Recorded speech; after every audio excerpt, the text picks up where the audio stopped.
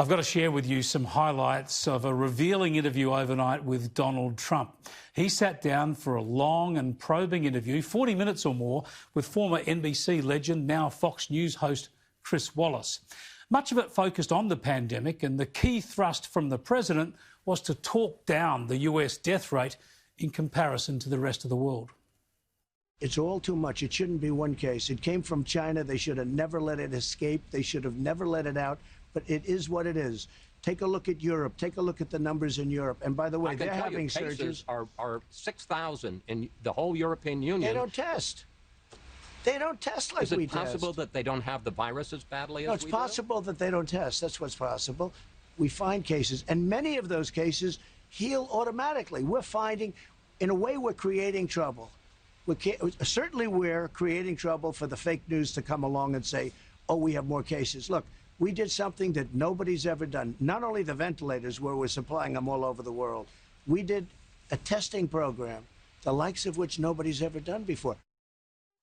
To some degree, of course, Trump is right. Extensive testing and transparent reporting in the US is always going to expose the virus more than what might be occurring in, say, Russia or Brazil. But while many countries are doing worse than the US in deaths per capita, the US is still ranked about 10th overall, too high for such a prosperous nation.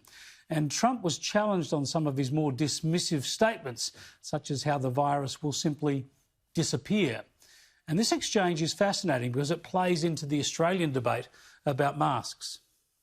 I'll be right eventually.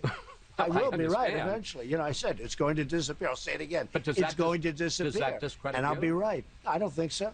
Right. I don't think so. You know why it doesn't discredit? Because I've been right probably more than anybody else. Then there are masks. From the first day that the CDC said that people should wear masks on April 3rd, you said you weren't going to. You wore a mask for the first time in public at Walter Reed this weekend. Question, the CDC says if everybody wore a mask for 4 to 6 weeks, we could get this under control. Do you regret not wearing a mask in public from the start? And will you consider a national mandate that people need to wear masks? No, I want people to have a certain freedom, and I don't believe in that, no. And I don't agree with the statement that if everybody wear a mask, everything disappears. Hey, Dr. Fauci said don't wear a mask. Our Surgeon General, terrific guy, said don't wear a mask. Everybody was saying don't wear a mask. All of a sudden, everybody's got to wear a mask. And as you know, masks cause problems, too. With that being said, I'm a believer in masks. I think masks are good.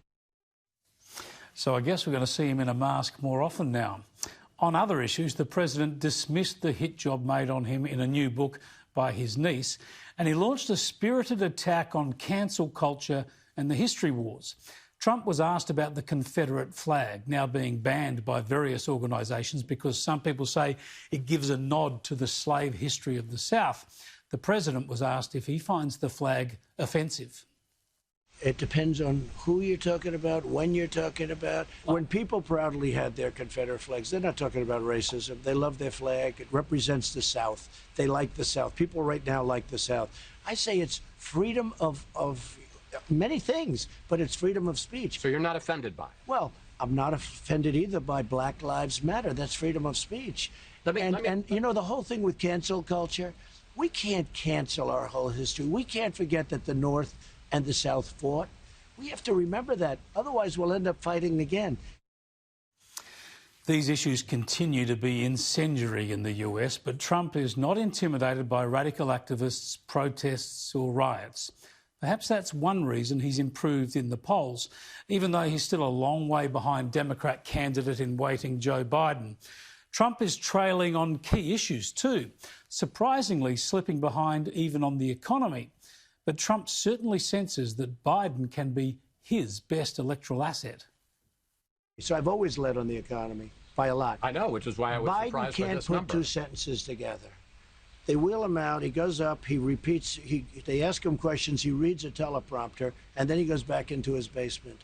You tell me the American people want to have that in an age where we're in trouble with other nations that are looking to do numbers on us. So let me ask you a direct question. No, I'm going to ask you a direct question about Joe Biden. Is Joe Biden senile?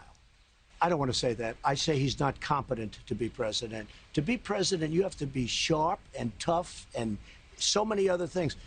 He doesn't even come out of his basement. They think, oh, this is a great campaign. So he goes in. I'll then make a speech. It'll be a great speech. And some young guys start writing.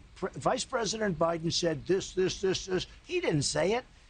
Joe doesn't know he's alive, okay? He doesn't know he's alive. It's a pretty strong attack, isn't it? And it will resonate. Why? Because it resembles the truth. Someone's probably writing Joe Biden's response as we speak. From this point, just over 4 months out from the election, it's the Democrats' failure to come up with a compelling candidate that'll keep Donald Trump in contention. But then there is another possible candidate. Rapper Kanye West has held a bizarre and rambling campaign event, wearing a military vest, having the year 2020 buzz cut onto his scalp, and dispensing with something as useful as a microphone. They're going to run this. They're going to try to tell you that I'm crazy. The world's crazy. Well, on a couple of points, it's hard to disagree with Kanye. It is 2020, and the world is crazy.